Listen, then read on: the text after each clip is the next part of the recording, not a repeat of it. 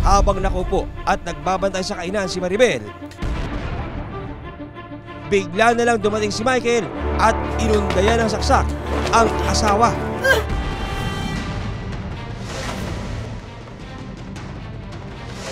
Ang ating biktima siya hindi na rin nakapalag. Yun niya humantong sa panununtok sa kanya at pananaksak. At yun ang naging dahilan kaya siya bumagsak sa simento. Naging mabilis ang mga sumunod na pangyayari.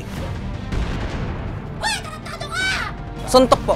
Suntok sa likod, tapos saksak na po. Kaya doon po ako napatakbo, napan sa kanya. Tapos dito ko po siya hinabol. Pagdating ko dito, binato ko po siya. Nung takip na kaldero po. Ang buong krimen nakuna ng closed circuit television o CCTV. Sa kuha ng CCTV, makikita ang pagdating ng suspect.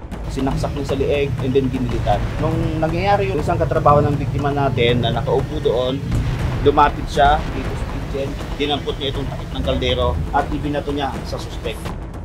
Dali-daling tumakas ang suspect matapos maisagawa ang krimen.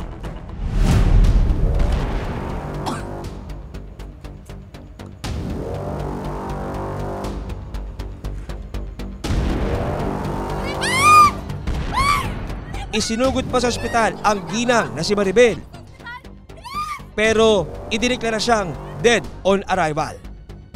Sinubukan po sir i-revive ng hospital, subalit hindi na po kinaya. Yung stamp wound niya po sir sa bandang liig, base sir sa record ng hospital, ito daw po ay umabot ng 5 cm. Dahil sa testimonya ng mga saksi, dagdag pa ang kuha ng CCTV.